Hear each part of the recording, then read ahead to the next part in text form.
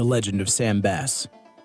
Born in Mitchell, Indiana, Sam Bass and his siblings were split up to live with relatives after the death of their parents.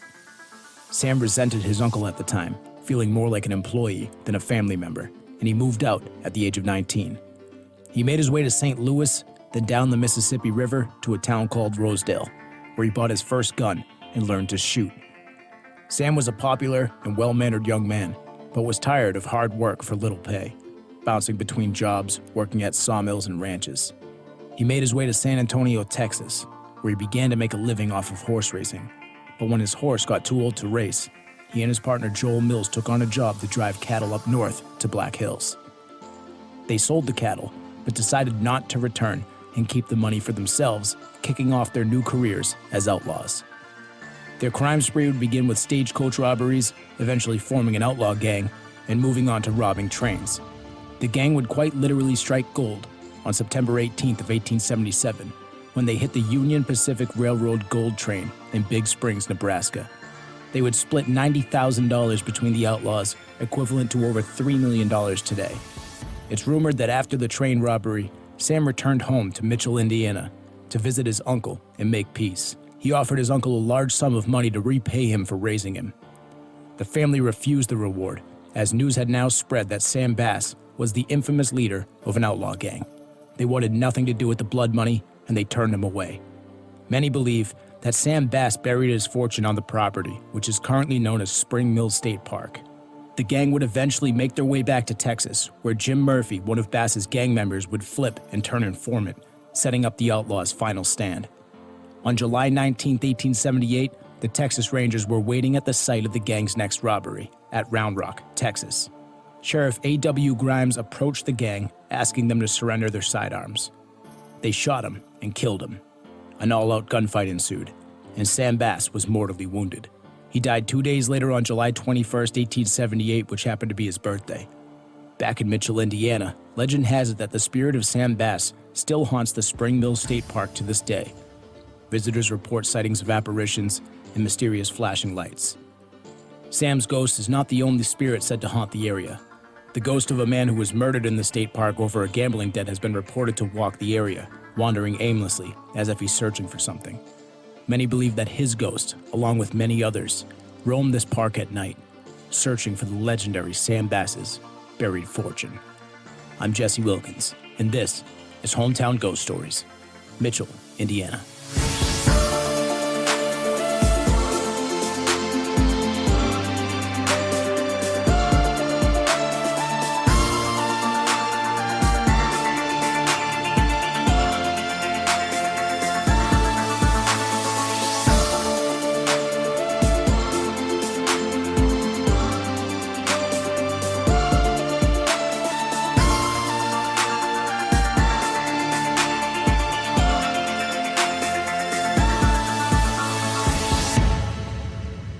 The Whispers Estate.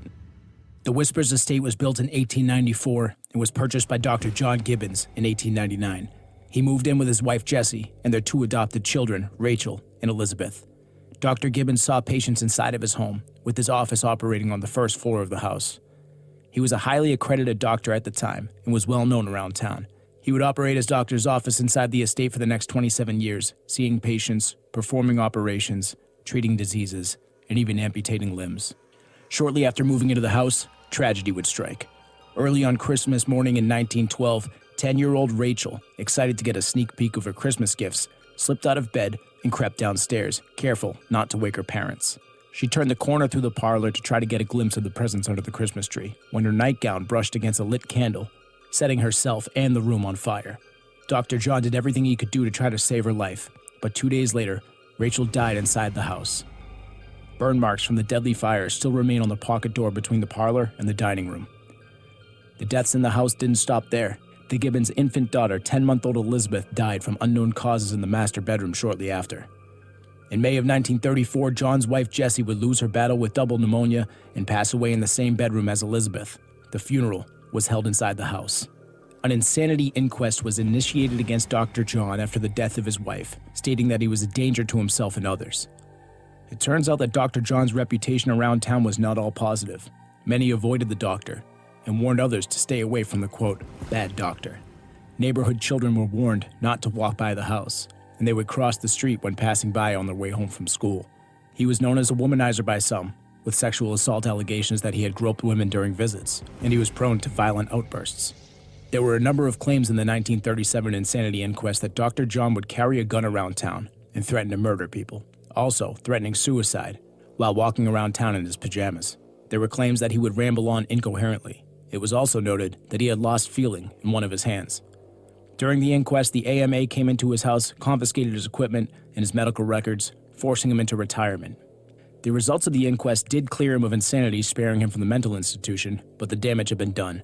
Dr. John's health continued to decline from a number of different ailments, and he died on July 6, 1944 at the age of 71. After the passing of the Gibbons family, strange deaths continued to plague the property. In the 1950s, a man died in the upstairs bathroom after slipping in the bathtub and breaking his neck. He laid in the bathroom for days in the hot July weather, suffering a slow, painful death before his body was discovered. A young boy also died in the house after falling down the front staircase. There have been a total of 6 confirmed deaths at the house, but the real number could be much higher, because it's believed that many of Dr. Gibbons' patients likely died during surgery or from sickness inside the house. Today, the Whispers estate ranks as the most haunted building in Indiana, and the Travel Channel ranks this house as the 4th most horrifying place in America. It earned the title Whispers Estate after countless visitors reported hearing disembodied voices whispering throughout the house. Violent poltergeist attacks have left guests with scratches, bites, and bruises. One investigator was even violently choked, causing the paranormal team to end their investigation early. The ghost of Rachel is one of the most active entities in the house. Guests have left toys and dolls for her, and multiple EVPs have been captured of her laughing, talking, and saying her name. She has also been heard singing in the house. Visitors have propped up beach balls on Rachel's bed and claim that she will knock them off, sometimes sending them flying across the room. The dolls of the room change location on their own, moving across the bed or being knocked to the floor. Her ghost is a friendly one, and most have a positive experience with her. One team claims that they left a doll for her, but the doll went missing at some point during the night. 3 months later, during an investigation, the team was interrupted by a commotion on the 2nd floor. They heard something tumbling down the stairs. They went to see what had fallen. Laying at the bottom of the staircase was the same doll that had gone missing months earlier. But the doll was not the same. Someone, or something, had set that doll on fire. The charred doll still remains in the room, giving you an eerie reminder of Rachel's gruesome and tragic death. Rachel's spirit isn't the only child ghost rumored to haunt the location. The ghost of a young boy named Virgil also remains at the Whispers estate. He's more elusive, very playful. Toy cars have been left out for him. If you roll one across the floor, he will sometimes roll it back to you. Occasionally, he'll send an entirely different toy car than the one that you sent to him. He's most active in the master bedroom closet, which was his favorite place to hide during hide and seek. The door to this closet has been known to open on its own. The doorknob will jiggle, slowly turn, and then the door will creep open. One guest claims that during the night, it happened 5 times. But something more sinister has been known to lurk in that closet as well. The last person reported to die in the house died in that closet. He returned to the house to grab a ladder and a hammer when he had a heart attack and died. Many believe that his spirit still lurks inside that closet and has been much more aggressive, banging on doors, throwing candles, and shaking beds. There have been multiple reports of a rake-like creature that will run on all 4s, disappearing around corners inside the house. They say that it can't be an animal. It has long arms, short legs, and it uses its arms mostly to pull it across the floor. It has black eyes and a wide mouth. This creature lurks on the 3rd floor and has been seen and heard running down the hallway. In the nursery, a ghostly figure with the body of a human and the face of a goat with horns wrapping around the back of its head has been spotted on multiple occasions by multiple people. One team captured footage where you can hear a loud bang. Their flashlights turn on, and everyone in the room claims that the bed had levitated and then slammed on the floor, causing them to scream in panic. Shortly after, a woman spotted this ghostly creature running away from them down the hallway, dashing around a corner. What many believe to be the ghost of Dr. Gibbons has been spotted on the 1st floor of the house, where he held his medical practice. The 1st floor bathroom is most likely where he performed surgeries. The room has massive windows to provide natural light. It has floor tiles that matched other surgical rooms at the time, and has a wide drain in the middle of the floor. Guests have reported seeing a tall, dark shadow figure moving from the office to the bathroom. Some claim that this figure will move directly at you, slowly, changing the temperature in the room and the energy. The large shadow figure has been spotted so many times that has been given the nickname Big Black. Loud, methodical footsteps have been captured on the first floor, where many of Dr. Gibbons' medical equipment still remains, including his lab coat, medicine bottles, files, old documents. Several paranormal teams have captured a figure standing by the doctor's old coat on their SLS cameras, and they capture cold spots on thermal equipment in the same area. In the backyard, it's said that there's a grave pit, where the doctor used to bury limbs and aborted fetuses. The third-floor attic is said to be the most active area in the house, with nearly all visitors claiming that something evil lurks up there. In the seance room, investigators have used a table-tipping method to communicate with the dead, some having terrifying results, including having something evil grab the table, pulling it into the hallway. Other people claim that they've been attacked on the attic floor with violent scratches, and people have been hit hard in the chest. The new owners of this house keep records of every paranormal team that comes into this house. They allow them to write in a notebook with timestamps of what happened at what time in what room of the house. There's too many to list. Doors opening and closing on their own, beds shaking, people being scratched, knocking, footsteps, children's laughter, children singing, candles flying across the rooms, doorknobs shaking for 3 to 5 seconds straight, ghosts that are calling people by name. The chandelier violently shakes as if someone slapped it. There's been thunderous explosions causing the house to shake. This is the most haunted location in the state. The Whispers Estate, Mitchell, Indiana.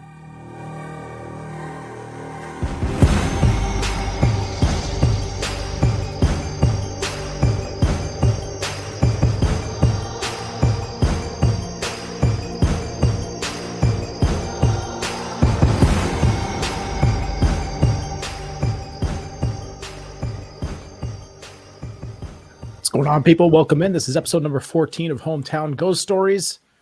I'm Jesse Wilkins. I'm joined by Dave Wilkins and Rob King Coakley. Gentlemen, how are you? Just bobbing, man. Like just feeling the music tonight. Just crushed it with the new songs.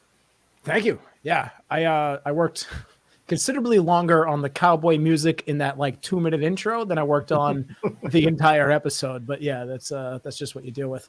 But yeah, that's Mitchell, Indiana. The story of Sam Bass, which kind of took us back to San Antonio, which was a bit of a surprise for me. So I started going down the road of dealing with that story.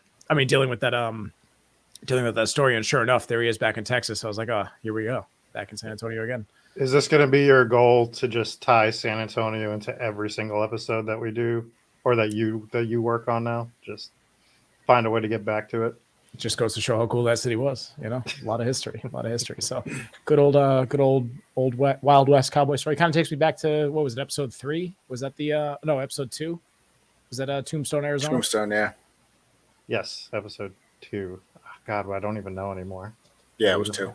I'm acting like we have 3,000 episodes. Like, what did we do 3 weeks ago? Yeah, so that was Mitchell, Indiana. I particularly loved the story of Sam Bass, and we'll start with that. But so it's kind of cool. So the area, the Spring Mills State Park. I'm forgetting the name of it right now. Anyways, the state park out there. It's still got the original house that I think it was the Seeks family. That was the family that took Sam Bass in. So his parents died. He moved in with his uncle, and his uncle was, kind of a, hardworking guy and wasn't much of, I don't know, a fun, loving uncle. He's more of like just, okay, you're here, you're working. And, he worked for his uncle. He felt like he was, we mentioned in the show that he felt like he was more of an employee than, a nephew. And he kind of resented his uncle for that. And I read a few reports. Some say that he ran away. But at that time, I read one that he was 17, a few accounts that he was 19. But either way, he was, basically an adult when he left town. Well, what I thought of when you were throwing out his age, whether it's 17 or 19, you might as well be 55 at that time. Yeah, no one gets to 55 at that time. The ripe old age of 19. Married with 14 kids. Yeah, that's pretty much what it was at the time. Married with 14 kids to his 13-year-old wife. Yeah, exactly. So he started making his way down towards Texas, stopped in St. Louis, a couple other places, and was just kind of working odd jobs. He was working as working at different mills and, being a farmhand and different ranches and, doing some cowboy stuff. And he just, he just wasn't happy with it. So bought his first gun, learned to shoot. They still have his, I believe his gun is in the Round Rock Museum, which is where the final stand happened. But learned to shoot there. And then met his partner, Joel. He had some cool nickname too. I got to go back and figure out what that was, but Joel had some cool nickname. But anyway, so they got a job. They were going to drive a bunch of cattle up north. And, at that time you'd get hired to drive cattle to someone else's farm and sell off the cattle or whatever. And then you'd come back with the money. They did that. They went up and they brought the cattle up there, and they just decided to keep the money and not return. And that's what kind of set things off. And then what was funny was I was telling Dave about this a couple nights ago. I was like, oh yeah, I'm doing like kind of a cowboy story. So I'm making the cowboy music for it.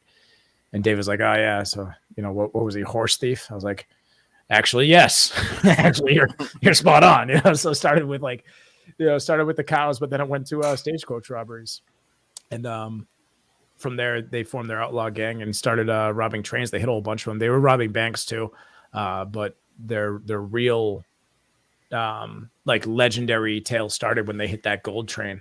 $90,000. I guess that's equivalent to about $3 million at the time. So this is where the story gets really interesting, because after he hit that train, he went back north to Mitchell, Indiana, where he wanted to make amends with the family and be like, hey, listen, I understand you were kind of hard on me, but we are family. And he made his way back up there and wanted to give him a hefty sum of money for raising him as a child.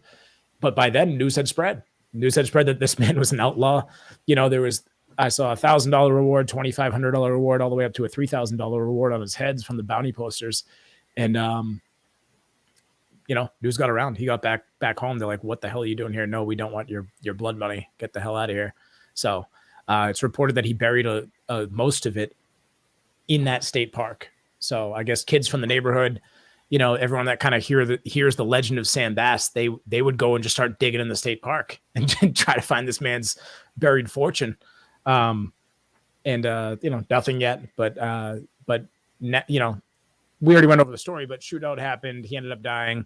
But there's supposed to be a residual haunting at the state park where, not only Sam Bass is there protecting his fortune or whatever, but there's also supposed to be, the guy that died over a gambling debt. So he's out there searching for the money. And then apparently a lot of his outlaw gang is also supposed to haunt the area. Everyone's kind of searching for that buried fortune. So pretty cool. A little bit of a different ghost story than the ones we've gone over the last few weeks. This one had kind of a more, more Red Dead Redemption kind of feel to it. I liked it. So all of these ghosts of these outlaws are roaming around. It's like, I just need money. I have a plan. That's good stuff. I enjoyed this episode. As long as you don't detour us through like Panama, then we're good. Red Dead. It's a Red Dead joke. Oh yeah, that was tough. That was a tough couple. Tough couple levels there. Loved it. I loved every second of that game. Got my cool hat and guns.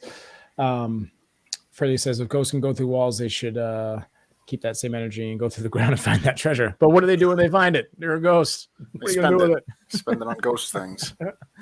Yeah, exactly. Buy all that legendary pirate equipment, Sea of Thieves. Exactly. So there's a lot of stuff in Indiana, but not that much in Mitchell, Indiana. So we had the state park, which we just went over, and then there is the Whispers Estate. So the Whispers Estate, we were just talking about, obviously. It's ranked up there as one of the most haunted. Haunted houses in America. Boom. You got it. No, actually one of the most in Indiana, but it did rank on the Travel Channel as one of the most terrifying places in America. So I saw a list that it's the fourth most. Like somebody has it listed as the fourth most. I heard that also. Either way, I think you said that, Jesse. It was the fourth most. Maybe it did. No, it was the fourth most terrifying. Terrifying is the key word there. Anyways, terrifying because it's haunted, right? Where are we going? That's a parallel, I think. I don't know. People might find like Six Flags terrifying. Roller coasters, they get scared. It's a different kind of scary. It's terrifying. Anyways, these lists are obviously subjective, and Yeah, the They- McPike they release a new one Mansion, every the year. Whispers House, and Six Flags New England, the most terrifying places on earth. hey, some guy died on the Superman roller coaster. That's why they changed the name of it for a little while there, Tell right? my kids that I'll never get them on another roller coaster again. That's a good point. God. That's a good point. So this doctor here, either a serial killer or like best case scenario, just the worst doctor of all time. I would lean more on the side of he was just a bad doctor. I don't think he's a serial killer. There's Did you no hear proof about of the that. Do you think he was a bad doctor? Or do you think he was just A doctor of the product time. of his time? Might have been. I mean, there was a lot of people when they would come in with a disease that they haven't figured out yet. They're like, "You have the sickness, Yeah. and you're just gonna die now." So it wasn't like, it's like He had here, a, here are some drugs to ease your pain for Yeah. the next 2 weeks, but you're done. Like that's what they would do. So, but let's start with it. he had Go a ahead. burial pit outside. You hear Right, about that but one? I don't. Yes, but and that was in the episode too. But Allegedly, yeah. I mean, they did the ground penetrating radar, and they said it's supposed to be It's not some a sort of a great pit far-fetched- on it. It's not a No. far-fetched theory. You think if there's a doctor and he's amputating limbs and performing whatever, miscarriages or whatever and whatnot, what's he doing with the stuff? There's no like biohazard bag that he puts it in and the Right, biohazard so- truck rolls in. So what it's really At the time, you got to Makes put sense you that got to they put would the just stuff have a somewhere. pit. Yeah, Yeah, he's it's not buried. like, all right, I've amputated your arm. Here's your goodie bag. Take your Yeah. arm home. Hang it up on the wall. To get it taxidermied. No, like that's not what you do with those things. Yeah, so he probably just tossed him in a pit in the backyard. That's very likely. I just want to say before we get too far away from it that performing miscarriages sounds like the worst local rock band of all time. I guess you wouldn't perform a miscarriage. That would be an abortion. But That you know would what be I an mean? abortion, So the other thing is at this time period, I mean, this is like early 1900s. Abortion was illegal, so but it did happen. So it's very possible that he was doing it. It wasn't on his price list. The picture of Dr. Gibbons that I put up, it had actually his actual price list of like what different services he offered, and they offered like everything. They weren't at doctors at this time. They didn't have a certain specialty. They weren't like just a neurosurgeon or like a pediatrician or whatever. They said that he most likely specialized as a pediatrician, but that may have just been his favorite thing to do. So, or what he was best at, but there wasn't like specialty doctors. There wasn't a foot doctor. There wasn't a hand doctor. It was just, you go to the doctor in the town. So that was, So that he can diagnose you with the sickness, you have the sickness. Yeah. prescribe you to whiskey, and send you on your way. Yeah, you went to the doctor, you went to the barber, right? Because didn't the barber do a lot of like Well, they were barber surgeons back in medieval Right. time. I don't know if that's just what they called. no, Surgeons? that's what the barbershop symbol stood for. If it had the red, they would do like Oh, yeah. certain techniques as well. That's what I had the no whole- idea about this. So you go and you're like, yeah, I need a line up and I and want an you to, amputation. and I want you to cut off my penis. Basically, yeah, they did. But when I go in there and ask for that, they tell me not to come back. So Yeah, this was well- just back in the day. Okay, this is different. Times have Yeah. changed. We don't do lineups. Get out of here.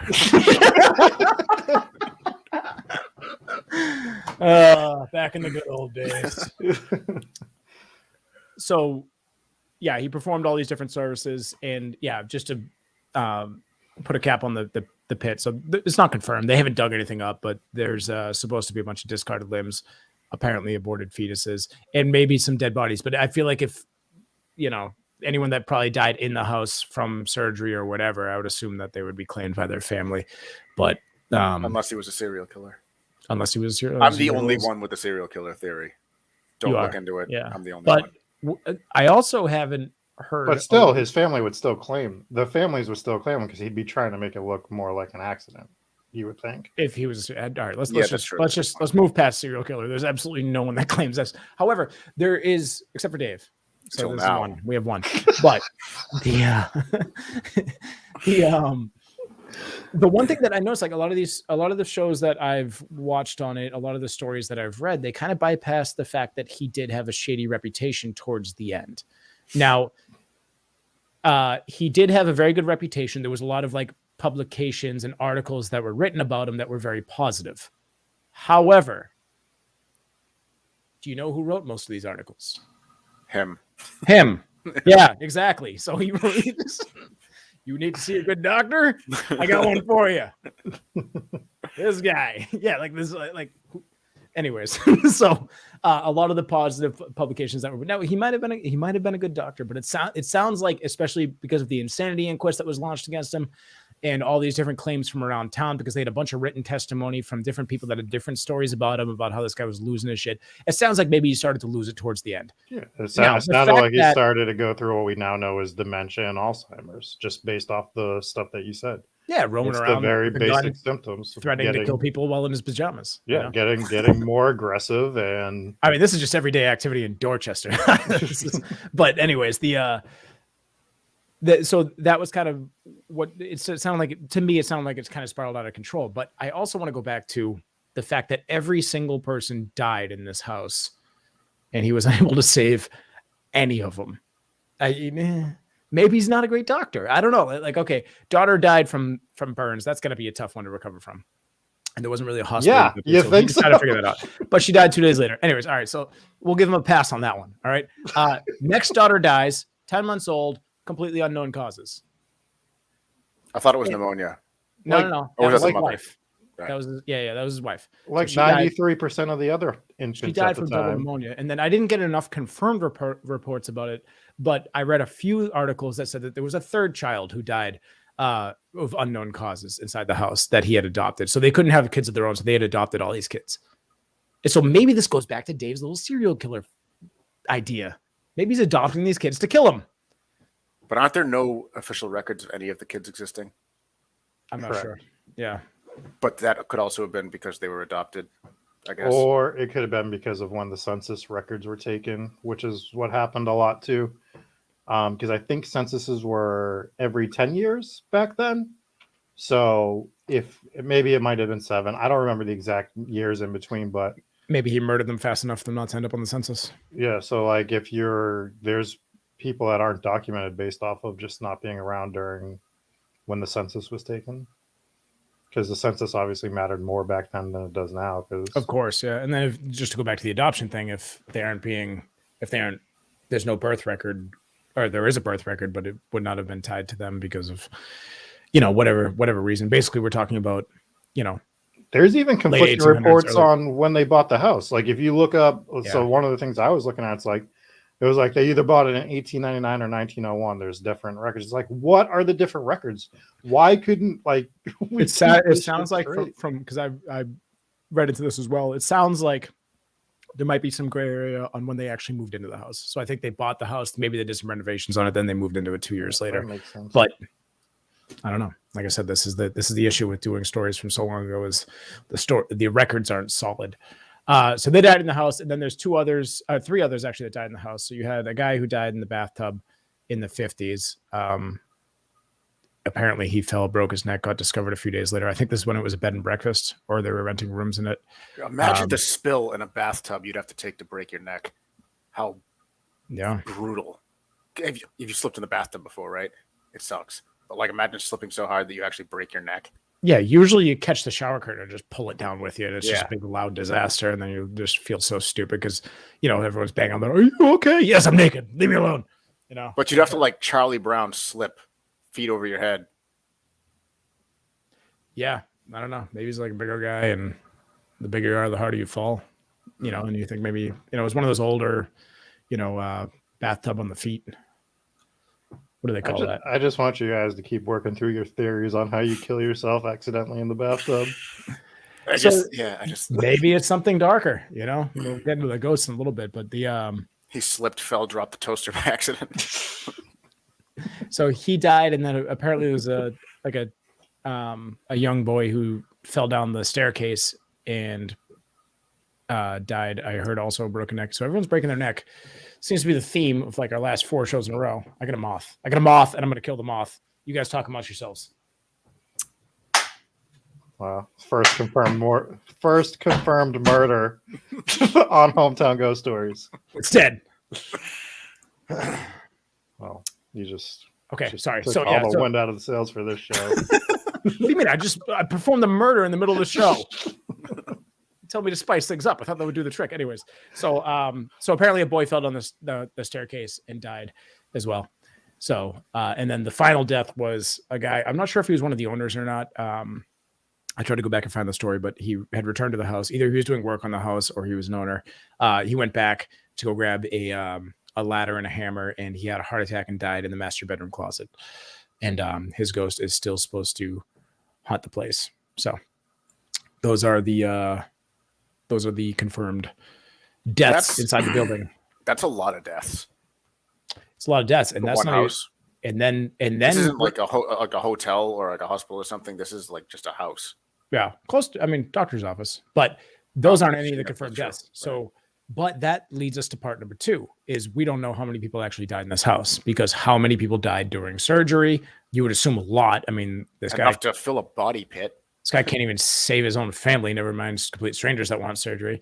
So, and most of these surgeries probably took place in the bathroom. You had a big drain in the middle of the floor for blood and body fluids or whatever.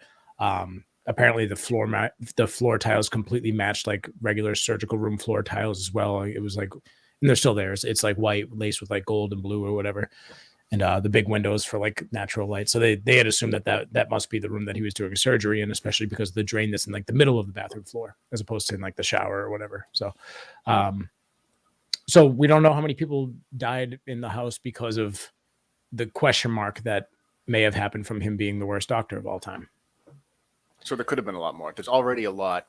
There's already a lot, and it could be much, much higher. And there could be an awful lot more. So with the amount of death that's in this house, that gives a lot of, credence to the claims of all the ghost and paranormal claims that people have seen.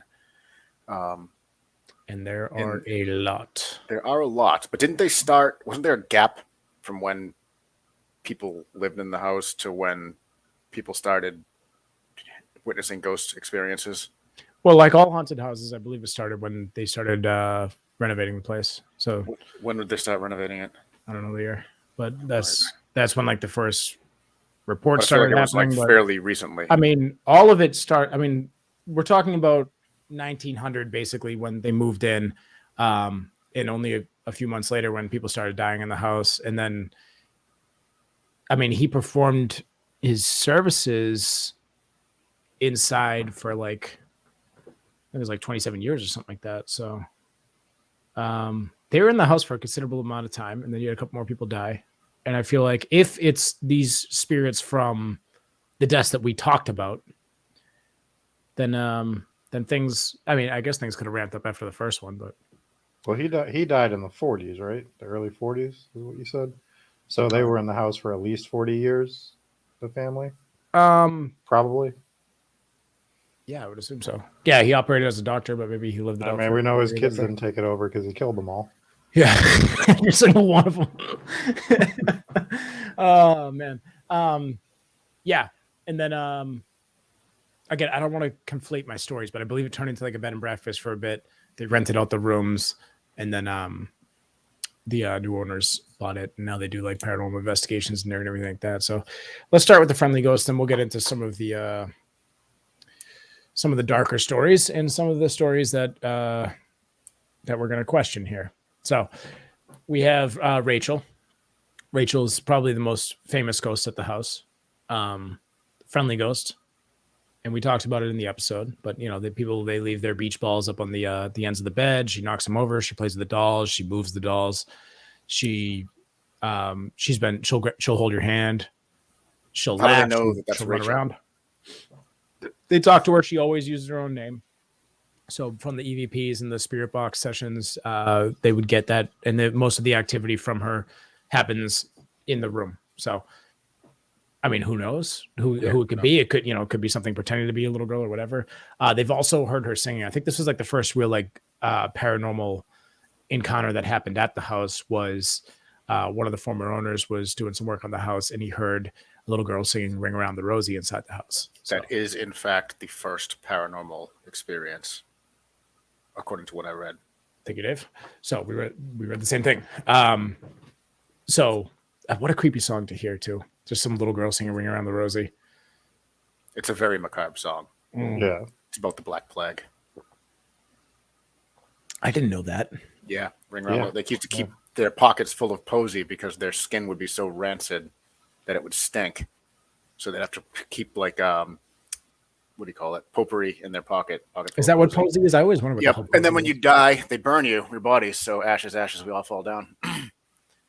Oh, Pretty dark. yeah, that is stuff. dark. Yeah. I had no idea.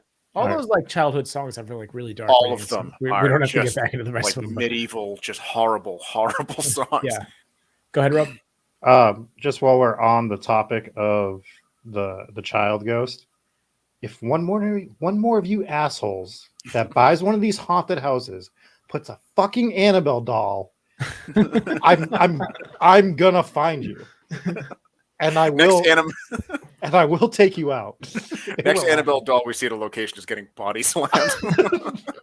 We're gonna rent your house just to beat the shit out of the doll the whole time. and we'll film it. Oh, we will. Pile drivers.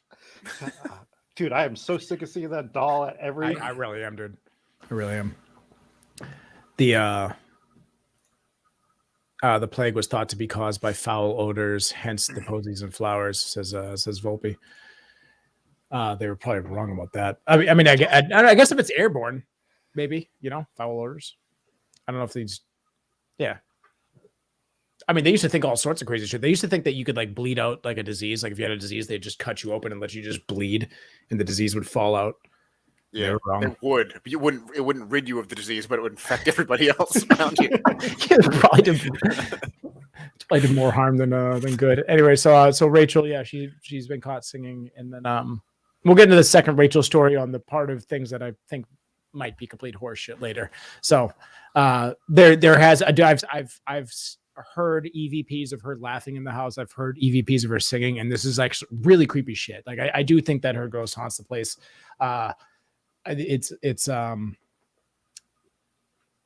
there's a lot of evidence for it. And then with EV, yeah, the beach ball thing too. There's some footage of like some dolls moving and stuff. So, and then there was one story from one person who said that they had gone to the house and they had brought their kid and they put their kid down to sleep in Rachel's room. And the story from the kid was that like every time she would wake up, there would be one doll just right in front of her face, like just kind of upright looking at her. And she's like, oh, get this thing away from me. And then she kind of dozed off a little bit, and then boom, doll's like right in front of her face again. Like the thing just kind of like kept coming back, just looking right at her. So some creepy stories for sure. That would stress me out. I don't know if I'd be like, oh, stupid dog, get out of my face. Like Dolls are the worst. Just the absolute. So not to take over, but do you remember in my grandparents' house, the room that we heard the ghost start walking from, like that small bedroom on the end? Yep. So when I came up during the summers to stay here, that was the room I would stay in. And my grandmother had all these fucking porcelain dolls in that room. And I would just lay down. I remember seeing a few of them in the attic. Yeah. And I would just be laying in that bed, just. And then there was one particular one that I hated. That was a mannequin. It was just the head of this porcelain doll head that was just meant to like hold hats. And one day I'm upstairs, but I'm in the bathroom, and I still get shit for this till this day. And we just heard a smash. And I don't know why I've never told you guys this story. We hear a smash, and we go into that room, and that mannequin doll is on the ground, broken. And like everyone came upstairs, they go, "Why'd you break that thing? We know you hated it." I'm like, dude, I didn't do that. And so now they're never going to believe me. I still get shit to this day that I broke it. And I was the only one upstairs, and I didn't touch that thing. I feel like there should be like a statute of limitations to these things where it's like, if you're still denying it like 15, 20 years later, like at some point they got to believe you. Like I still tell, we'll move on from this because this isn't a horror story at all, but I still might tell my mother about this story when I was in high school where I had accidentally swore, which just sounds bananas. But like, and they suspended me for it because the principal happened to be in the office. I mean, in the art room when I said it, and they pulled it out of the office, suspended me. I was like, I didn't mean to say it. I didn't mean to say it. Didn't mean to say it. And and then my mother didn't believe me whatsoever. And to this day, I'm like, hey, Ma, remember when I got suspended for like saying a swear? Like I said whore by accidentally. I meant to say horizontal, but I was reading the word slow because I was stupid. I go, whore. And then they suspended me. Anyways, this is not a scary story, but to this day, she still doesn't believe me. I'm like, I swear to God, I didn't mean to say it. I was just reading the word slow because I was stupid. Why would I continue to lie about this? I will Yeah, tell like you. it's so much later. Yeah, she still doesn't believe me. So I believe you that you're still getting crap for that porcelain doll story. Hey, you know, Yes. a ghost breaking a porcelain doll and you just not being able to read, they're the same thing, really. Both are just as terrifying. Both are just as terrifying. And look at me now. I still can't read. So, anyways, moving on. So we were talking about Rachel. So then there's the other child ghost. This is the other friendly ghost in the house, which is supposed to be the ghost of the other boy, the one that fell down the stairs and died. And people play cards with him. They roll the cards back and forth. There isn't too much about him. I guess his favorite place to hide was his favorite place to hide in life, which was the master bedroom closet. I'm pretty sure it's the master bedroom, but one of the closets over there, he hides there. But there's also supposed to be like a much darker spirit that lurks inside that closet, which was, and I had told the story of the girl getting choked during a paranormal investigation. That was the closet that she got choked in. So they think that this evil entity is using the child ghost to lure people into the closet so he can choke them or some shit, you know. And people have gotten scratched in there. People have also gotten bitten, which is a new one. I don't think I've heard of other cases, paranormal poltergeist stuff, where people have gotten bitten by a ghost, but that's a new one for me anyways. I can't think of one off the top of my head. It's a pretty good one. Definitely scratched. Yeah, scratches are super common. Also, probably the easiest injury to fake if you think that people are faking it. It's just as easy to scratch a thick a scratch as it is a bite, I guess. Wait till we talk about the Velisca house in a few weeks. Fake an axe wound. Oh, way to spoil it, dude. Anyways, It's not a spoiler. that's a giant spoiler. I can't think of a bigger spoiler than that. Anyways, so we'll, Fucking Dave. Fucking Dave. yeah, it's a Who doesn't know whatever. That's on the line of Jesse telling us that people get tuberculosis in Red Dead, just to bring it all back. Not to pile on I about. thought I messed about up on a this, but side quest. All right. I thought I messed up on a side quest. I was like, listen, you guys, I got tuberculosis. You might not. Just don't bump into this guy. during You this might night. not. I thought it was just like part of the thing. I thought I was gonna get better. Spoiler alert, you don't.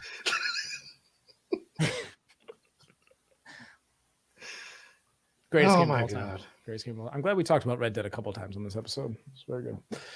Very good.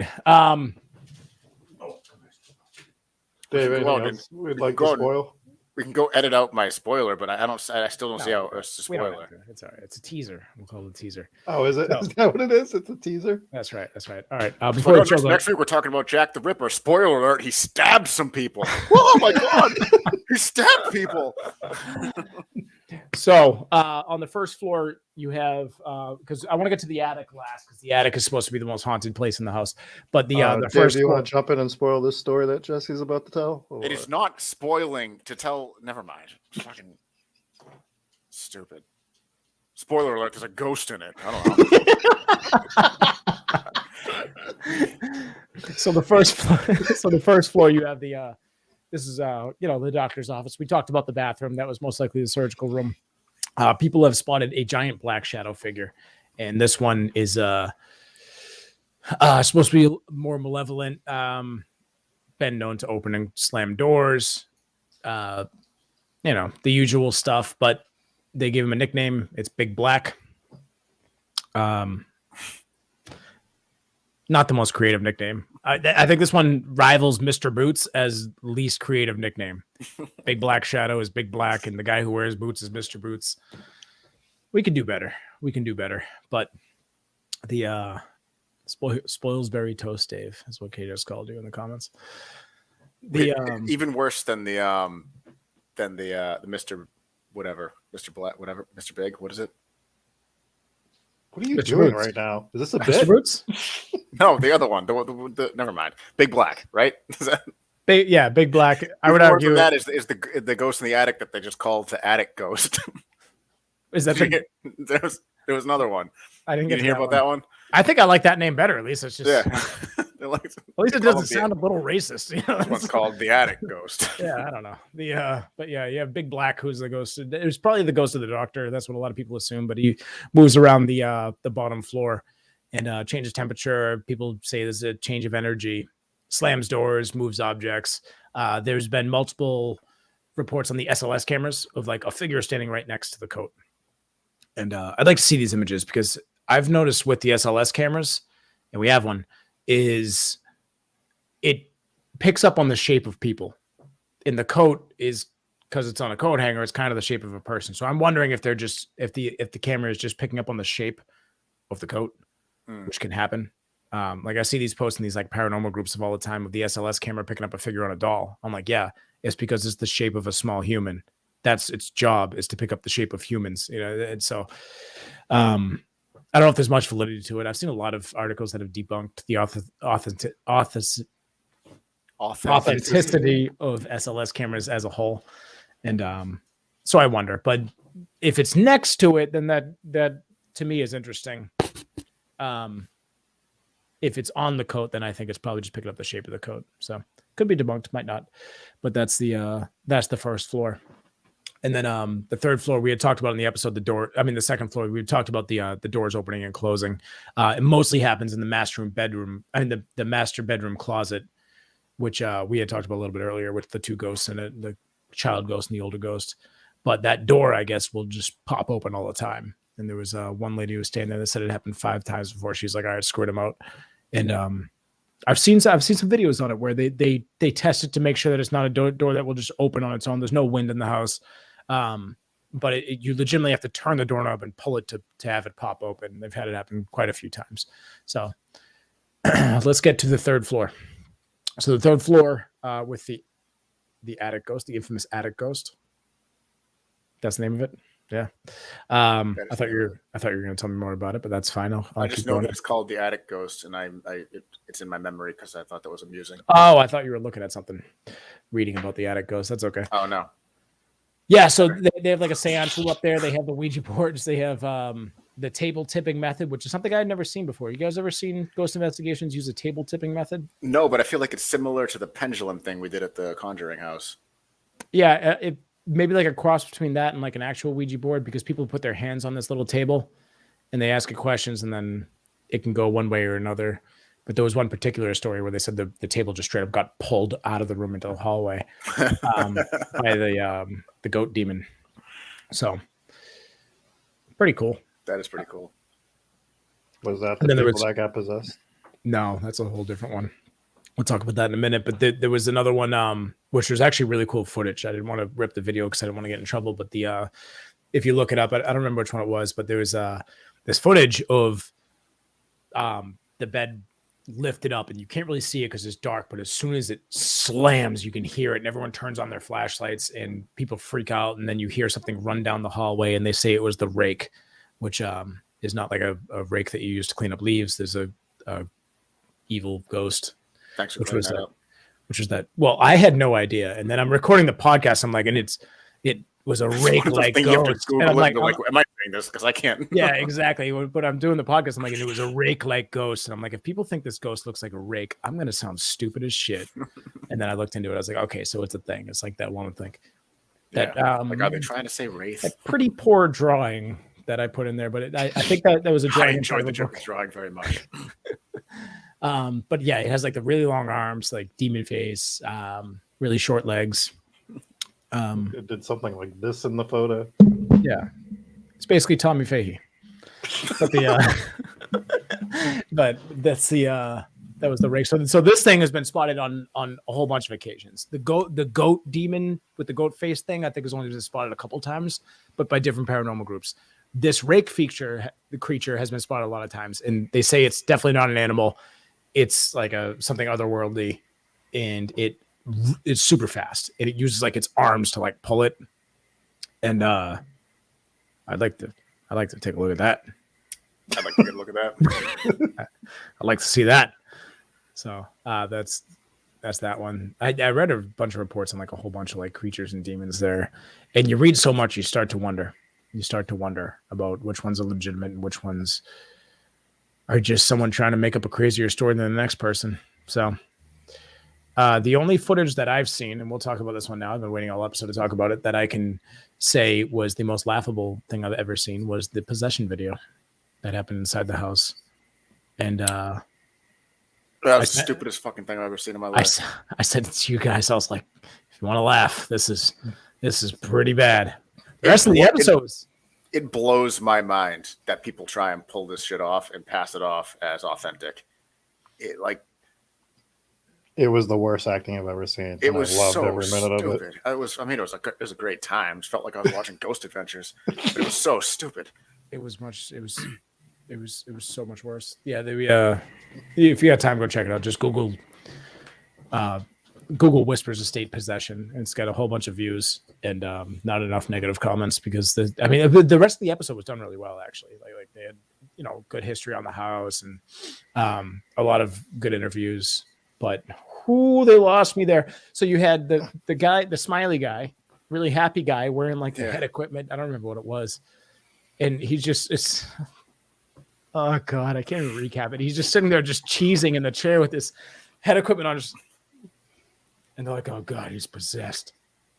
And he's Robert reminded me of that guy at the haunted house there in was up in Nashua, or was it not Nashua? Where the hell were we? Witches Woods. Yeah. Your worst nightmare. Welcome to your worst nightmare. You're about to have the scariest time of your life. So just you ever been wicked scared, dude? Just to let everyone else in on this joke, we walk into this haunted house, and there's this 5'2" overweight guy in clown makeup that would rather be anywhere else rather than. Wasn't he sitting? Yeah. And he was sitting hunched over, and he just looks up and he just goes, "Welcome to your worst nightmare," and like the worst Boston accent ever. And we all laughed as hard as we could. Yeah. Neshoba Valley, not Nashua. That's what it was. Yeah. So welcome to your worst nightmare. But what's in your heart? What's in your heart? That's good stuff. I can't do it. Yeah. So at the same time that you had like Mr. Smiley with the headgear on, you had this other guy who goes into like a toddler tantrum while using a Ouija board in this lady. And I watched it back a couple times. I'm starting to realize, I'm like, this guy's just acting like a bratty child. And she's like, "You have to say goodbye." He goes, "I never say goodbye." And just flips over like Vin Diesel or something. I can relate to that though. Like that was the most realistic part to me. Well, yeah, that's you leaving parties early. It's not you dealing with like this is supposed to be a paranormal investigator who's supposed to be taken seriously with these things. And you think I won't Irish goodbye a ghost? You won't ghost this ghost. As a professional phasmophobia player, I do not believe that you would turn off the Ouija board without saying goodbye. All right, you've learned your lesson. You just leave all of us in the building. We're gonna be in an investigation one night, like this big ass place. Like we're gonna be investigating like a prison, and I'm just gonna leave you guys. That is a promise. I am just gonna. You pretty much did at the Conjuring house, anyways. That's true. No, that's not true. You did say goodbye, but you wouldn't even stick around for the group photo. You're like, "Oh wait, let's take a group photo." You're like, took too long. Boom, Rob's gone. Like, all right, he's still pulling the Irish goodbye, and that's why in the opening of this, our brand new fancy little intro, Rob's not in the Conjuring house picture. Dave told me to leave. I did tell him to leave, but he I was joking. drunk. He said, "Just leave," and I said, "Okay, don't have to tell me twice." Yeah. That's all you got to say to Rob. He's already getting ready to leave our next appointment just because we talked about this. Anyways, that was the Mitchell. That was not the Mitchell. Yeah, Mitchell, the Indiana. Whispers. Mitchell, Indiana. The Whispers estate. Yeah.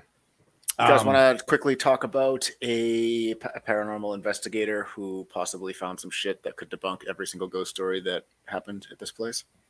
No, I want to continue to have a podcast. Oh, just at this place. Okay, I thought you meant like all ghost stories in general. No, this place. And now this is just one guy's account.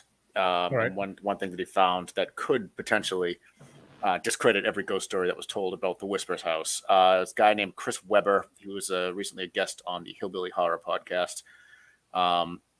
And he had a buddy named Kenny Biddle who went to the house back in 2010 to spend a weekend there along with several other ghost hunters. And he basically what he wanted to do was he wanted to take the claims of the original claim of the girl singing Ring Around the Rosie and see if he could debunk it. So what he did was he sang it into a voice recorder and took it into the basement and found the vents, like the air duct vents, and played it through the air duct vent to see if his other teammates could hear it upstairs, and they did confirm that they could see it, hear it. So he did some digging, and he found a little stereo speaker in the crawl space near an air vent that would have been taped there. And he followed the wire, and followed the wire, and that led all the way into a little workshop area that had some various disassembled electronic equipment, and one of them was a CD player. So he went further and researched. He went back after and researched all the claims of what people were hearing, and it was all the same claim. They're all hearing "Ring Around the Rosie," and like "Mama, Mama" and stuff like that. Which in science, that's repeatability. You think that's a good thing. We have a set of data and it's repeated over and over again. That's evidence to prove that it's consistent. But if you add in the stereo speaker that he found, the workshop with the CD player, and all the claims of being the same phrases over and over, basically he drew the conclusion that since this was the original claim, that it seems like it was set up. Two things. Number one, this was just a podcast. I'd be interested to see like his website, or if I got it right here in front of me. It's so let me ask you, on that website, does he have like photo evidence of the wires and the speakers in the room that he found? He's got a picture right here. It's the speaker I found in the basement under the staircase and vent, and the picture is of the speaker, but it's clearly on a bathroom sink. So he had taken it down to take the picture. And that's it for pictures. Yeah. So, I mean, it's take it for what it's worth. It's a good one guy's claim. Yeah. This could be two things. Number one is this might be him trying to get clout off of quote unquote debunking. Now, any investigator that found this stuff would not touch, like not talking paranormal investigator. I'm talking like crime scene investigator. Anyone who is trying to actually prove their case would have taken the photos as is. Boom. Yeah. I see a microphone at an event. Okay, boom. Here's a picture of the wire. Here's a video of me following the wire. Here's the control room that he found with all this equipment. He should have taken photos of everything to validate his claims. Second option, he's correct. And maybe this is like another case of like the house playing into it and just trying to rile up more stories, and it's good for business, right? Completely possible. And we've said it with many locations before. We don't have to go over it again. Conjuring House, Salem, etc., where these locations will play it up and dress it up. We talked about the Annabelle dolls and how sick of them we are. Yeah, we will continue to talk about it because I'm sick of it. Yeah. Don't stand for it. At the end of the day, it's a business, and if it's gonna make more money, they're gonna do it, right? So maybe that is possible. However, what that doesn't debunk is the first case, which is the guy who went into the house. I'm pretty sure he had owned the place, and his claim was that he heard someone singing. He wasn't turning the place into a paranormal investigation location. He was just trying to fix the place into like a bed and breakfast or whatever and rent out the rooms. So it wasn't like he had no financial gain to saying that he heard someone singing. So that's a good point. The original one. I'm down to two things here, and I would like to see more into it, and I'll let you go in a second. But my two things are either this guy is bullshit because he's gonna go ahead and make this claim that he found all this stuff, and maybe there are photos out there that he took of it. I would like to look more into it, like more photos, like legit photos of like this control room that he found and the wires and the speakers and everything like that. Or option B is that. So option one is he's bullshitting, or option two is maybe it's legit, but I still don't think that debunks the first story. And I don't think it debunks everything else in the house. People seeing, people seeing well, like if you take let's doors opening and closing, chandeliers. So that debunks voices that are heard in the house. The whispers. Let's just assume that the first person who heard this thing heard it through a recording, which now that you bring it up doesn't make sense because the first person who heard it was the guy renovating the house, right? Mm-hmm. So why would the speaker be there to fake out a guy renovating a house? Right. I guess the only way that would make sense is if that guy did think he heard it, and then whoever took the house over took that story and ran with it and was like, "We're going to make this." That's what I'm saying. So if this guy's have you read any of the reviews on the house, like of people that have stayed there? I listened to a podcast where the guy read a bunch of the reviews. All right, so it was very mixed. So it's a very mixed review, which is good for two reasons. There shouldn't be paranormal activity every single night. Mhm. So you shouldn't be getting evidence every single night that you go in there. But there are people who see stuff.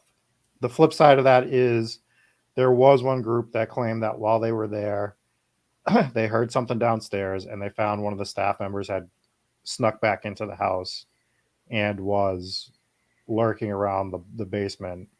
And when confronted was like, oh, I was just coming to make sure everything was okay with you guys. And it's like, Yeah. seems like No, we've you're seen- kind of trying to set some shit up. We've seen that before. We chose not to talk about it on the Conjuring episode, but I'm going to talk about it right now. Is that there was one member of the people that were running the operation down there that was doing some bullshit.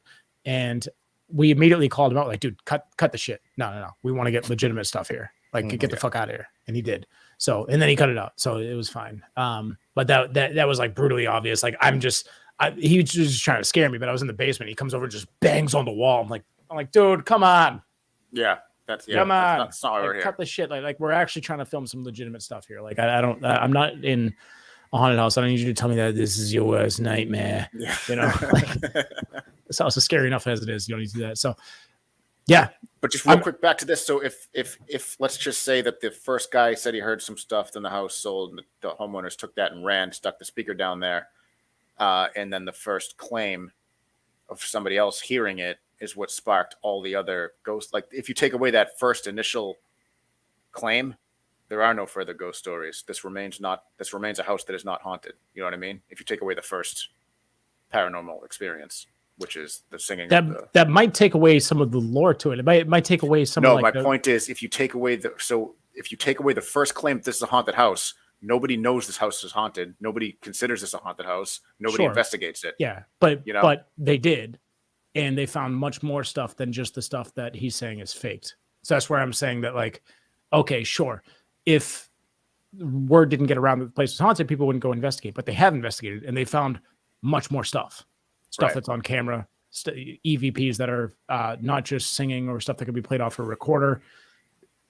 It's clearly that there's a lot going on there, but I do keep an open mind to these things, and I think maybe it could be just a lot of people getting in their own heads, and if there's a history, I think that would be a closed mind, but I know what you mean.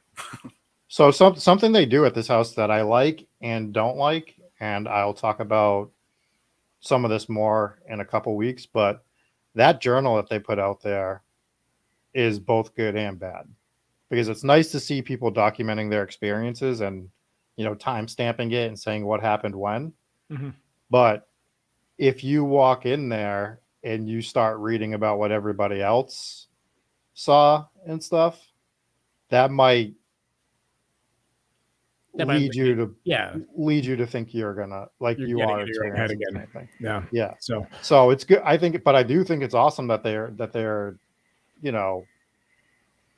able to put all their experiences in one place. I'm not knocking it. I'm just saying, like, could be good and bad. No, you're absolutely right. So it's going to put some ideas into people's heads.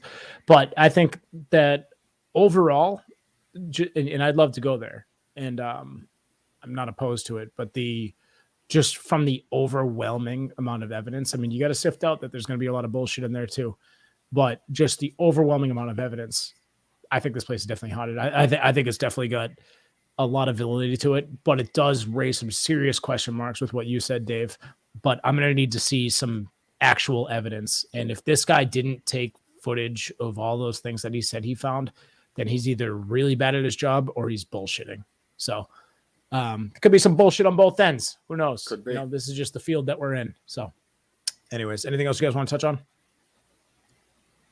No. What are we getting into next week, Dave? Next week. You just want to tell us the whole episode since you like spoiling everything? Yeah. The next week is the Vallecas haunting in Madrid, Spain. All right. And the Powerball numbers for Tuesday? We've got to tune into Rob's episode. Right. Powerball numbers. Vallecas haunting, Spain. Very, very, very insane story. Cool. Looking forward to it. All right. So, and then do we have a game plan after that? Yeah, I got the Velisca Axe House murders. The Velisca what? Yeah, I'm out of it. Dave, you want to give us any more info on that one? Yeah, you just want to tell that whole story too. Are you reading that book that I told you to read? Yeah, the book's really good. I'm like halfway through it. Yeah, if people want to do some reading along with me and Dave, we are reading The Man on the Train for the Velisca episode, and it's a really freaking interesting book. It doesn't It's really, really, really well written. yeah, it doesn't deal with the hauntings at all, but it gives you like an overall snapshot of what happened that night, and not just that night, but other stuff that probably happened from the same person that committed it. Nice. Looking forward to it. And we have set in stone, well, sort of, our next actual live investigation. We'll bring you guys more info on that as it develops, but a few weeks away. Very excited to get back in the field and get some more live investigation stuff for you guys. And we'll give you more details on that in the future. Make sure you guys drop a sub on YouTube. Please, more subscribers, the better. Facebook, thank you guys. So many new Facebook members. So thank you guys all for liking the page, and we appreciate the growth. And we're also on TikTok now. So look us up on TikTok. Dave, what's the TikTok handle? Is it just Hometown Ghost Stories? Yep. Dave's pretty much managing that TikTok account. So check us out there. And whatever you listen to or watch us on, we really much appreciate it. But if you could just take the 2 seconds to give us a review, tell us that you like us, that would be very, very helpful, and we would very much appreciate it. Yeah. Maybe we'll even read the reviews live. Could do that. Fun. Yeah, that would be fun. So a lot of growth on the podcast version. So audio listeners, listen up. We put a lot of work into these videos. So if your preferred method of listening to this content is audio, at some point, swing on over to YouTube and check it out. I promise you won't be disappointed. Anyways, that was episode number 14 of Hometown Ghost Stories. That was Mitchell, Indiana, the Whispers Estate, and the legendary story of Sam Bass and my epic cowboy music. I appreciate you guys for swinging by the stream. We'll see you guys next time. Thank you.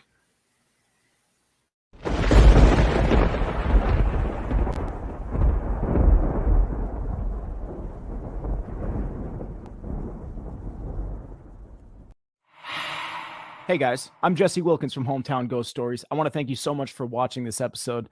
If you enjoyed it, make sure you hit subscribe, hit the notification bell so you can see when we go live again. Also, if you're interested, please consider becoming a supporter on Patreon. The link is in the description below. Lots of cool perks. You can get your name in the credits, customized videos, join us on the live stream. Lots of cool stuff there. So head on over to Patreon, check out Hometown Ghost Stories. Make sure to follow us on Twitter, Twitch, Facebook. All the links are available below, and we'll see you guys next time for another episode of Hometown Ghost Stories.